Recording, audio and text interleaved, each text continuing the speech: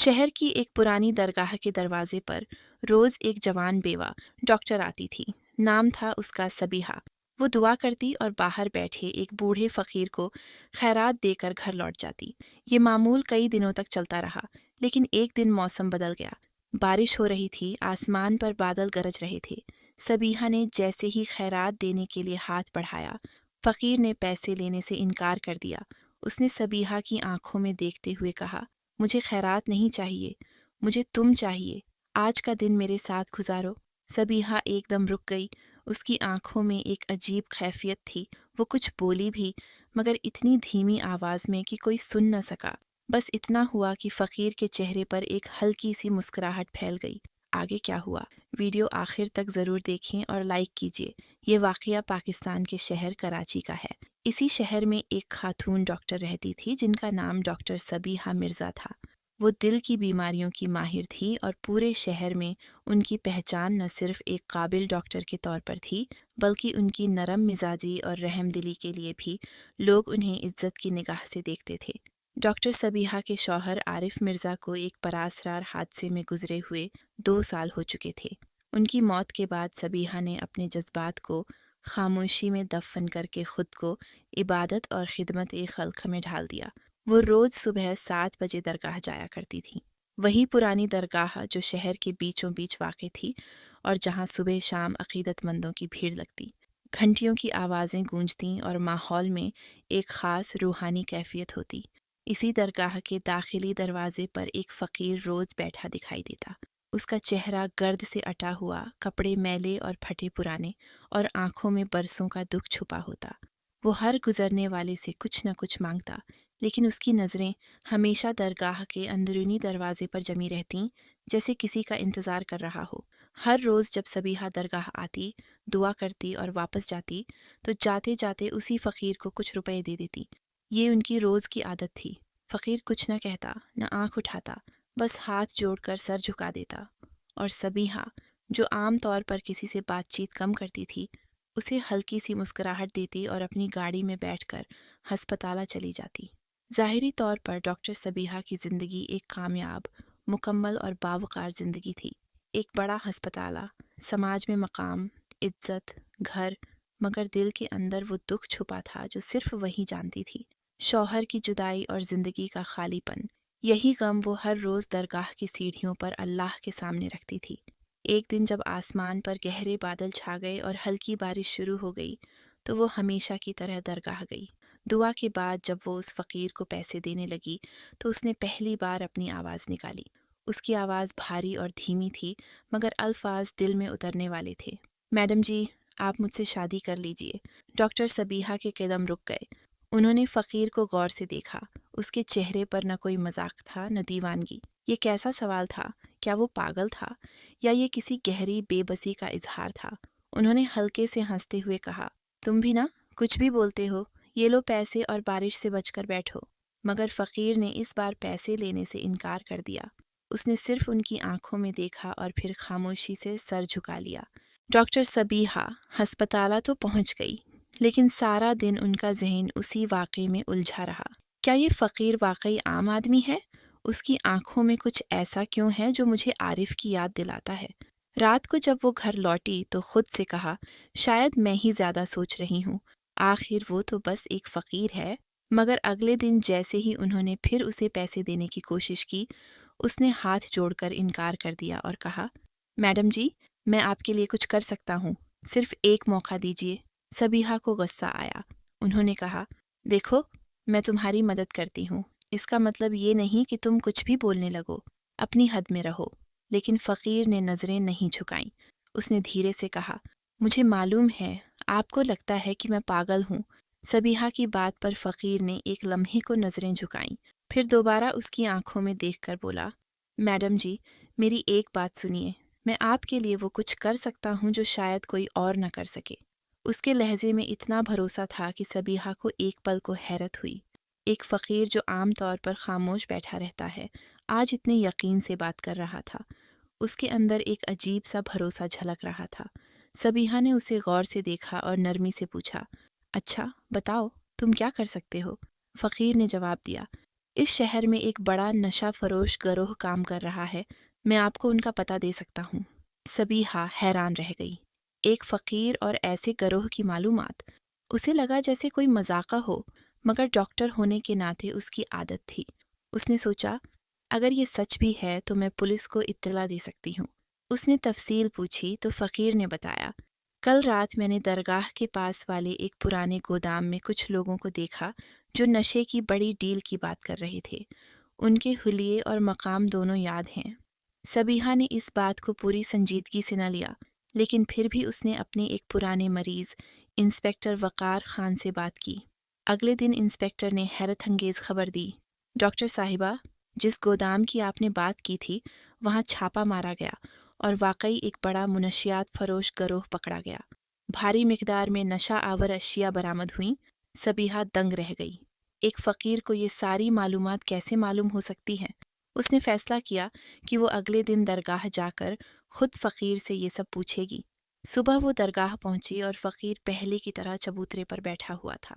سبیحہ اس کے قریب جا کر بیٹھ گئی اور آہستہ سے پوچھا، تم نے اتنی پکی معلومات کیسے دی؟ تم کون ہو؟ سچ سچ بتاؤ۔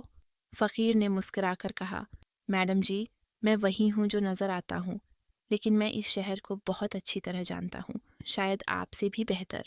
اس کی باتوں میں ایسا راز چھپا تھا جو سبیحہ کو الجھاتا جا رہا تھا۔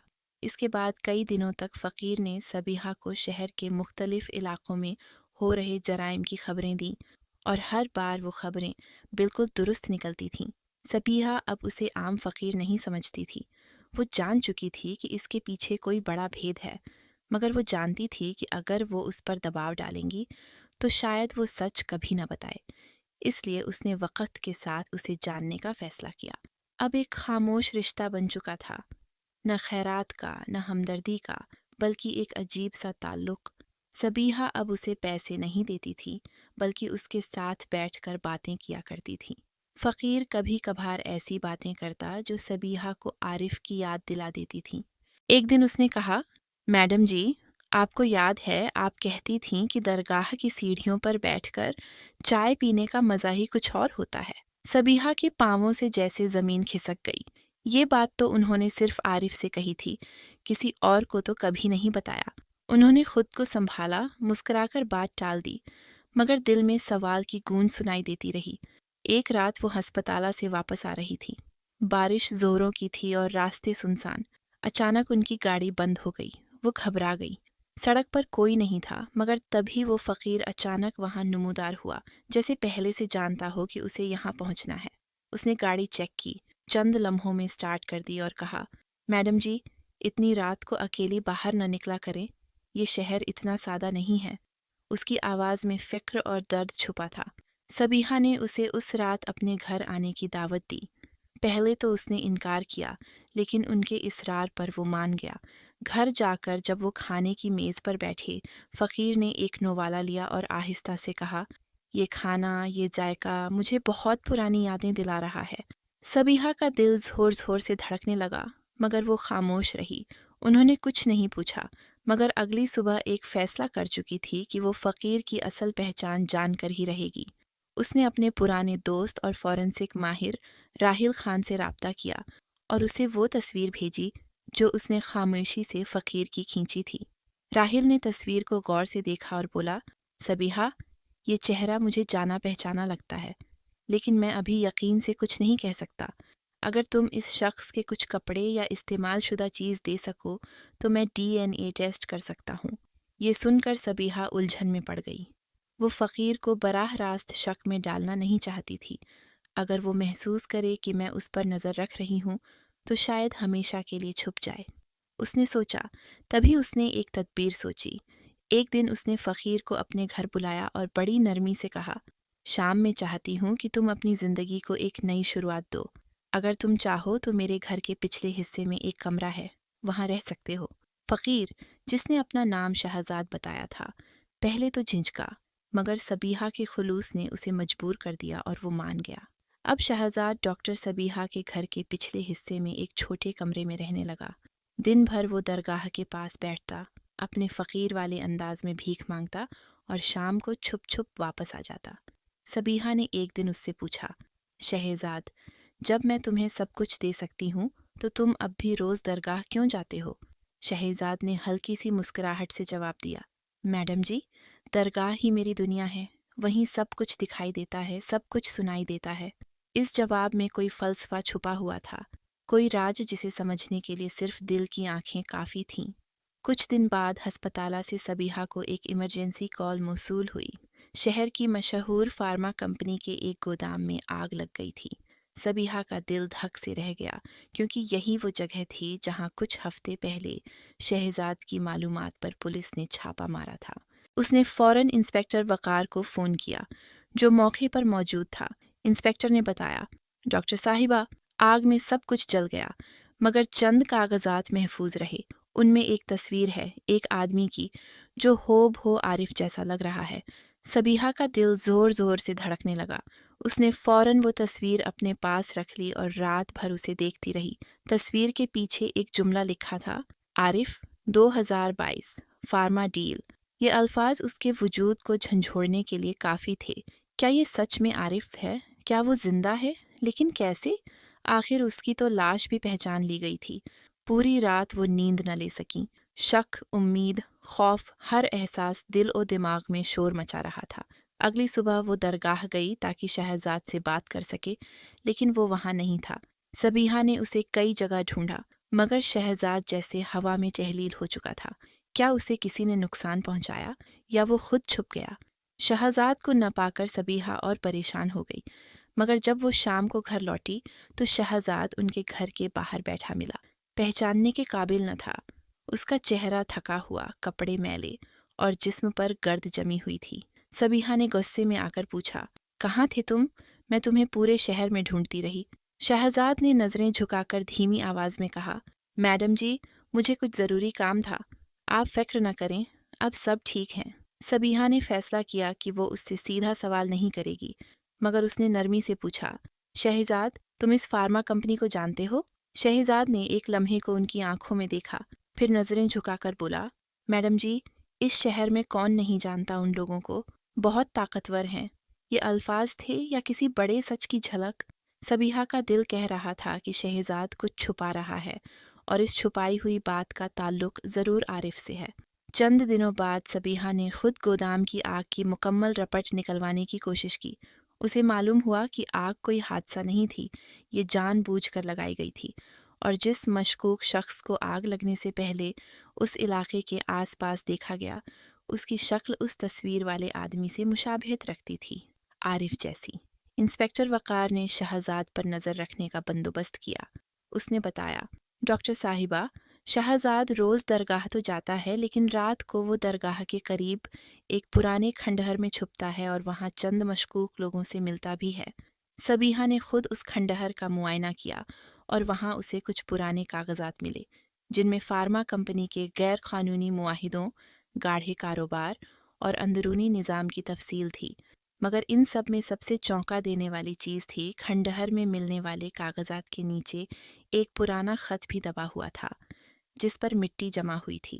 جب اس نے وہ خط کھولا تو اس پر صرف ایک جملہ لکھا تھا، عارف، تمہیں سچ چھپانا ہوگا۔ یہ الفاظ پڑھتے ہی اس کے ہاتھ لرز گئے۔ کیا عارف واقعی زندہ ہے یا یہ سب کسی بڑی سازش کا حصہ ہے؟ وہ سوچنے لگی، کیا میں فارما کمپنی کے مالک سے براہ راست بات کروں یا پہلے شہزاد سے اس کے سچ کا پردہ فاش کروں؟ اس رات اس نے شہزاد کو اپنے گھر بلایا۔ جب شہزاد کمرے میں داخل ہوا تو سبیحہ نے وہ تصویر اس کے سامنے رکھ دی جو اسے گودام میں ملی تھی۔ اس کی آواز سخت ہو گئی، یہ تم ہو شہزاد؟ سچ بتاؤ، تم کون ہو؟ شہزاد نے تصویر کو غور سے دیکھا، پھر اس کی آنکھوں میں عجیب سی چمک آ گئی۔ اس نے نرمی سے کہا، میڈم جی، کچھ سوالوں کے جواب صرف وقت ہی دیتا ہے، لیکن میں وعدہ کرتا ہوں میں آپ کو کبھی نقصان نہیں پہنچاؤں گا۔ سبیحہ کو اس کے جواب پر غصہ آ گیا۔ شہزاد، میں ایک ڈاکٹر ہوں اور سچ جاننے کا مجھے پورا حق ہے۔ اگر تم نے ابھی سب کچھ نہ بتایا تو میں پولیس کو بلا لوں گی۔ شہزاد نے مسکرا کر سر ہلایا، اگر آپ نے مجھے پولیس کے حوالے کیا تو وہ سچ آپ کبھی نہیں جان پائیں گی جو آپ کے عارف سے جڑا ہوا ہے۔ سبیحہ کے دل میں ایک لمحے کو خاموشی چھا گئی، پھر شہزاد نے اس کی طرف جھک کر ایک پتہ دیا، فارما کمپنی کے مرکزی دفتر کے تہہ خانے میں ایک خفیہ کمرہ ہے جہاں وہ تمام غیر قانونی ثبوت چھپائے گئے ہیں۔ سبیحہ نے فوراً اپنے پولیس والے دوست انسپکٹر وقار کو اطلاع دی۔ پولیس نے رات گئے چھاپا مارا۔ اس تہہ خانے میں جو ملا وہ حیرت انگیز تھا۔ نشہ آور دواؤں کی بھاری مقدار، کالے دھن کے حسابات اور درجنوں جعلی دستاویزات، اور ان سب کاغذات میں ایک نام بار بار دہرایا جا رہا تھا، عارف مرزا۔ فارما کمپنی کے کئی اہم ملازم گرفتار کر لیے گئے، مگر سبیحہ کے دل کا شک ابھی بھی مٹ نہیں رہا تھا۔ شہزاد اب اور بھی پراسرار ہو چکا تھا۔ وہ کبھی رات بھر غائب رہتا اور صبح ایسے واپس آ جاتا جیسے کچھ ہوا ہی نہ ہو۔ اب اس کی آنکھوں میں کوئی خوف نہیں، بلکہ ایک عجیب سی سکون تھا، جیسے اسے کسی بڑے سوال کا جواب مل چکا ہو۔ سبیحہ نے ایک دن شہزاد سے دوبارہ بات کرنے کی ٹھانی، لیکن اس بار کچھ نہیں پوچھا، بس دیکھا۔ شہزاد خاموش بیٹھا رہا اور اس کے چہرے پر ایک عجیب سکون تھا۔ اسی شام سبیحہ نے راحل خان کو کال کی۔ DNA ٹیسٹ کے نتائج کب آئیں گے؟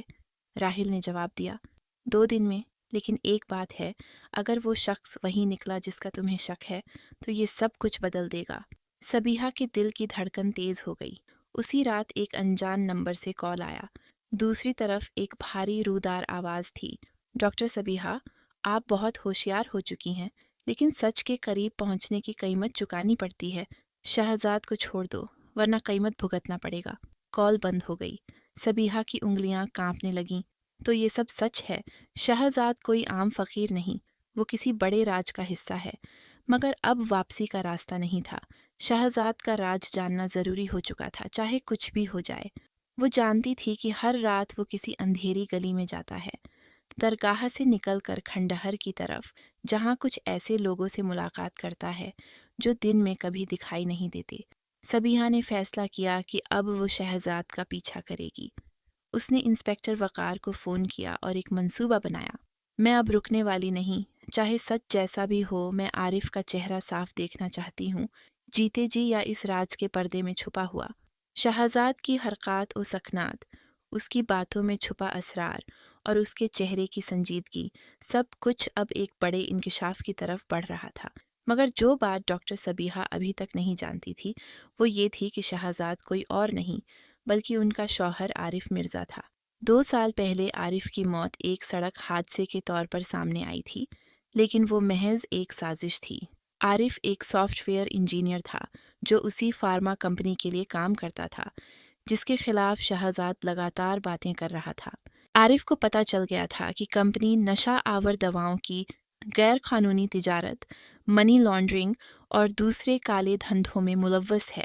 اس نے ان جرائم کو بے نقاب کرنے کا فیصلہ کیا، مگر کمپنی کے مالک رشید ملک نے عارف کو راستے سے ہٹانے کی سازش رچائی۔ عارف کسی طرح بچ گیا، لیکن اپنی جان بچانے کے لیے اسے اپنی موت کا ڈرامہ کرنا پڑا۔ اس نے سب سے دور ہو کر شہر کے انڈر ورلڈ میں پناہ لی اور ایک فقیر کا روپ اختیار کر لیا۔ درگاہ کے باہر بیٹھنا، چھپ چھپ سب کچھ دیکھنا اور صرف سبیحہ کو روزانہ ایک جھلک دیکھ لینا، یہی اس کی نئی زندگی کا حصہ بن چکا تھا۔ اس نے سوچا، اگر میں سامنے آیا تو رشید مجھے تو مارے گا ہی، مگر سبیحہ بھی خطرے میں آ جائے گی۔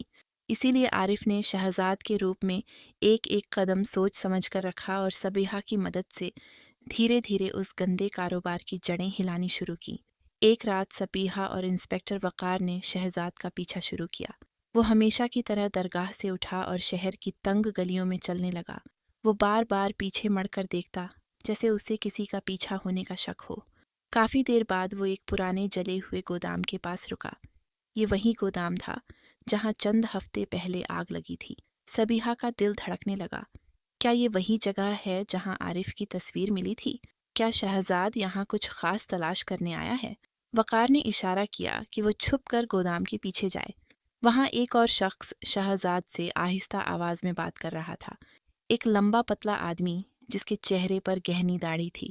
ان کی باتیں واضح سنائی نہیں دے رہی تھیں، لیکن وہ شخص شہزاد کو ایک چھوٹا سا پیکٹ دے کر تیزی سے گلیوں میں غائب ہو گیا۔ وقار نے سبیحہ سے کہا، ہمیں وہ پیکٹ دیکھنا ہوگا، ہو سکتا ہے کوئی ثبوت ہو۔ مگر سبیحہ کی نظر شہزاد پر جمی ہوئی تھی۔ وہ گودام کے اندر گیا اور اندھیرے میں جا بیٹھا۔ جب سبیحہ اور وقار کچھ دیر بعد اندر داخل ہوئے تو وہاں جلی ہوئی لکڑی اور کیمیکل کی بدبو پھیلی ہوئی تھی۔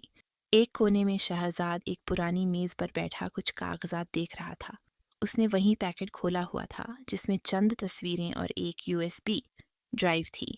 صبیحہ اور وقار یہ سب دور سے دیکھ رہے تھے۔ اچانک شہزاد نے وہ تصویریں جلا دیں۔ صبیحہ ہل گئی۔ کیا وہ ثبوت مٹا رہا ہے یا ان میں کچھ ایسا تھا جسے وہ چھپانا چاہتا ہے؟ وقار نے آہستہ سے کہا، ہمیں ابھی بات نہیں کرنی چاہیے، شاید وہ کسی بڑے نیٹ ورک کا حصہ ہو، ہمیں مزید ثبوت درکار ہیں۔ صبیحہ نے ہاں میں سر ہلایا، مگر اس کا دل الجھ چکا تھا۔ شہزاد کی ہر حرکت، ہر خاموشی اور ہر نظر اب سب کچھ عارف کی یاد دلاتا تھا۔ وہ جانتی تھی کہ اب وقت بہت قریب ہے جب سچ مکمل طور پر سامنے آ جائے گا۔ اگلی صبح صبیحہ نے معمول کے انداز میں شہزاد سے بات کرنے کی کوشش کی، مگر وہ ہمیشہ کی طرح خاموش رہا۔ اس نے چپ چاپ ناشتہ کیا اور پھر اپنے کمرے میں چلا گیا، جیسے کچھ ہوا ہی نہ ہو۔ شہزاد کی پراسرار خاموشی اب صبیحہ کے دل کو کھٹکنے لگی تھی۔ ایک رات جب وہ کمرے میں آئی تو دیکھا شہزاد سو چکا ہے۔ اس نے غور کیا کہ وہی USB ڈرائیو شہزاد کی جیب میں ابھی بھی رکھی ہے جو وہ گودام سے لے کر آیا تھا۔ صبیحہ نے آہستہ سے ڈرائیو نکالی اور دبے پاؤں اپنے لیپ ٹاپ کی طرف بڑھی۔ ڈرائیو میں کئی فائلیں تھیں، کچھ آڈیو ریکارڈنگز، کچھ تصویریں اور ایک ویڈیو۔ دل کی دھڑکن تیز ہونے لگی، مگر وہ ہچکچائی نہیں۔ پہلے اس نے ایک آڈیو ریکارڈنگ چلائی۔ 2 آدمیوں کی آوازیں سنائی دیں۔ ایک آواز رشید ملک کی تھی جس سے وہ ایک چیریٹی ایونٹ میں مل چکی تھی۔ دوسری آواز کسی انجان شخص کی تھی جو کسی خفیہ پروجیکٹ کا ذکر کر رہا تھا۔ صاحب، اگر یہ فائل لیک ہو گئی تو ہم سب گئے۔ وہ سافٹ ویئر والا بہت کچھ جانتا ہے۔ رشید نے جواب دیا، فکر نہ کرو، وہ اب ہمارے راستے میں نہیں ہے، مگر احتیاط ضروری ہے۔ صبیحہ کا دل زور زور سے دھڑکنے لگا۔ کیا وہ سافٹ ویئر والا عارف تھا؟ پھر اس نے تصویریں کھولیں۔ ان میں رشید اور اس کے ساتھی گودام میں نشے کی چیزوں کی پیکنگ کرتے دیکھ رہے تھے، لیکن ایک آخری تصویر نے صبیحہ کو ہلا کر رکھ دیا۔ تصویر میں ایک شخص کھڑا تھا جس کا چہرہ دھندلا تھا، مگر اس کی آنکھیں اور چال عارف جیسی۔ تصویر کے نیچے لکھا تھا 2022۔ اب اس نے ویڈیو چلایا۔ ویڈیو میں رشید کسی شخص سے کہہ رہا تھا، تم نے جو کہا وہ کیا، لیکن یاد رکھو اگر تم نے ہمیں دھوکہ دیا تو تمہاری بیوی کو بھی نہیں چھوڑیں گے۔ اس شخص نے جواب دیا، میں وعدہ کرتا ہوں سب کچھ کروں گا، لیکن میری بیوی کو اس سب سے دور رکھو۔ صبیحہ کی سانسیں رک گئیں۔ یہ آواز، یہ تو شہزاد کی ہے، لیکن وہ رشید سے کیوں بات کر رہا ہے؟ اسے میرا نام کیسے معلوم؟ اس کا دماغ سن ہو گیا۔ کیا شہزاد واقعی عارف ہے؟ اور اگر ہاں تو وہ رشید سے مل رہا ہے؟ یہ سب کیا ہے؟ اس نے USB واپس شہزاد کی جیب میں رکھ دی۔ اس کا دل کہہ رہا تھا کہ شہزاد پر اب بھروسہ نہیں رہا، لیکن اس کی باتوں میں ایسی سچائی بھی تھی جو اسے روک رہی تھی۔ یہ اب صاف ظاہر ہونے لگا تھا کہ شہزاد یعنی عارف رشید کے خلاف اندر سے کھیل رہا ہے۔ اپنی موت کا ڈرامہ رچا کر وہ اس خطرناک نیٹ ورک کو اندر سے توڑنے کی کوشش کر رہا تھا۔ اور اب جب کہ صبیحہ سچ کے قریب پہنچنے لگی تھی، شہزاد اسے ہر ممکن حد تک بچانے کی کوشش کر رہا تھا، مگر دوسری طرف رشید کو بھی شہزاد پر شک ہونے لگا تھا۔ اس نے اپنے لوگوں کو شہزاد پر نظر رکھنے کی ہدایت دے دی۔ اگلے دن راحل خان کا فون آیا، صبیحہ، DNA ٹیسٹ کے نتائج آ گئے ہیں، لیکن میں فون پر نہیں بتا سکتا، فوراً میرے آفس آ جاؤ۔ صبیحہ نے شہزاد کو کچھ نہیں بتایا۔ وہ تیزی سے تیار ہوئی اور راحل کے آفس کی طرف روانہ ہو گئی۔ راحل نے اسے ایک لفافہ تھمایا اور کہا، یہ نتائج تمہاری زندگی بدل سکتے ہیں، بہت دھیان سے پڑھنا۔ جیسے ہی اس نے لفافہ کھولا اس کا فون بجنے لگا۔ انسپکٹر وقار کی گھبرائی ہوئی آواز تھی، صبیحہ، تم فوراً جہاں ہو وہاں سے نکلو، شہزاد کو کچھ لوگ اٹھا کر لے گئے ہیں، مجھے لگتا ہے یہ رشید کے آدمی ہیں۔ صبیحہ کا دل جیسے ڈوبنے لگا۔ اس نے لفافہ فوراً اپنی جیب میں ڈالا اور بغیر ایک لمحہ چھایا کی گاڑی میں بیٹھ کر نکل پڑی۔ شہزاد کی پراسرار خاموشی اب صبیحہ کے دل کو کھٹکنے لگی تھی۔ ہر انداز، ہر نظر اور ہر خاموش پل، سب کچھ اسے عارف کی یاد دلا رہا تھا۔ آخر کار سچ اس کے سامنے کھلنے لگا۔ شہزاد دراصل اس کا شوہر عارف مرزا ہی تھا، وہ عارف جسے سب نے 2 سال پہلے ایک حادثے میں کھو دیا سمجھا تھا۔ दरअसल जिंदा था और एक खौफनाक साजिश के खिलाफ तन्हा जंग लड़ रहा था। फार्मा कंपनी जिसका मालिक रशीद मलिक था, वही इदारा था जिसने न सिर्फ नशे और काले धन का धंधा चला रखा था, बल्कि आरिफ की जान लेने की कोशिश भी की थी। मगर आरिफ बच गया और अपनी मौत का ड्रामा रचाकर शहजाद के रूप में गुमनामी में जा छुपा। वो दरगाह के बाहर इसलिए बैठता था ताकि दूर से सबीहा को देख सके। वो जानता था कि अगर वो सामने आ गया तो रशीद उसे और सबीहा दोनों को ख़त्म करने की कोशिश करेगा। इसीलिए वो चुपचाप अपनी पहचान छुपाए कंपनी के अंदरूनी राज जमा करता रहा और आखिरकार उन्हें बेनकाब करने के करीब पहुंच गया। मगर अब रशीद को उस पर शक हो चुका था। उसने शहजाद को अगवा करवा लिया और शहर के बाहर एक सुनसान बोसीदा कारखाने में ले गया। उस वक़्त बारिश ज़ोरों की थी, आसमान बिजली से गूंज रहा था और हर चीज़ खौफ का मंजर पेश कर रही थी। सबीहा इंस्पेक्टर वक़ार के साथ कारखाने पहुंची। वक़ार ने पिस्तौल निकाला और उसे पीछे रहने का इशारा किया, मगर सबीहा ने इनकार कर दिया। मुझे शहजाद को देखना है, उसे बचाना है। कारखाने के अंदर शहजाद एक कुर्सी से बंधा हुआ था। रशीद उसके सामने खड़ा तंजिया हंसी हंस रहा था। तो सोचता था हमें धोखा देगा। अब बता, तू असल में कौन है? तू वही सॉफ्टवेयर वाला है ना, आरिफ मिर्ज़ा? शहजाद खामोश रहा। उसने बस रशीद की आंखों में आंखें डालकर देखा, जैसे उसकी रूह तक झांक रहा हो। तभी दरवाज़ा धमाके से खुला। वक़ार पुलिस टीम के साथ अंदर घुस आया। हाथ ऊपर रशीद, तुम्हारी चालें अब ख़त्म हो चुकी हैं। गुंडों ने हथियार उठाए, मगर पुलिस की भारी नफरी देखकर पीछे हट गए। सबीहा दौड़ती हुई शहजाद के पास पहुंची, उसकी रस्सी खोली और कांपती हुई आवाज़ में पूछा, शहजाद तुम ठीक हो? शहजाद ने पहली बार उसकी तरफ देखा। उसकी आंखों में दुख और सुकून दोनों का अक्स था। मैडम जी, आज आपने मुझे बचा लिया। हमेशा मैं ही दूसरों को बचाने की कोशिश करता था। रशीद को हथकड़ी लगी। वक़ार ने सबीहा को बताया, ये शख्स चाहे जो भी हो, इसकी दी गई मालूमात, तस्वीरें, यूएसबी और हिम्मत ने इस सारे नेटवर्क को बेनकाब कर दिया। बाहर बारिश थम चुकी थी, आसमान साफ हो रहा था। सबीहा ने धड़कते दिल से जेब से वो लिफाफा निकाला जो राहिल खान ने उसे दिया था। वहीं कारखाने की सीढ़ियों पर खड़े होकर उसने लैब रपट खोली। कागज़ पर साफ लिखा था, DNA मैच 99.9% आरिफ मिर्ज़ा। उसके हाथ कांपने लगे। सामने वही शख्स खड़ा था जो अब शहजाद नहीं, आरिफ था। सबीहा उसके करीब गई, उसका हाथ थामा और धीरे से कहा, ये तुम हो ना मेरे आरिफ? आरिफ ने लंबी सांस ली और उसकी आंखें नम हो गईं। मैं कभी गया ही नहीं था। हर रोज़ दरगाह के बाहर बैठकर तुम्हें देखता था। तुम्हारी एक मुस्कान मुझे जिंदा रखती थी। सबीहा ने उसे गले लगा लिया। बरसों का दुख, खौफ और जुदाई उस एक लम्हे में बह गई। कुछ हफ्तों बाद दरगाह की सीढ़ियों पर दोनों साथ बैठे थे। आरिफ अब साफ लिबास में, अपनी असली पहचान में, मगर वही आंखें, वही मोहब्बत। सबीहा ने पूछा, अब क्या? आरिफ ने मुस्कुराकर जवाब दिया, अब एक नई शुरुआत, लेकिन इस बार कोई झूठ, कोई छुपाव नहीं, सिर्फ हम और सच। दरगाह की घंटियों की आवाज़ गूंज रही थी। सुबह की धूप दोनों के चेहरों पर पड़ रही थी और वक़्त जैसे थम कर उनकी नई जिंदगी का आगाज़ देख रहा था।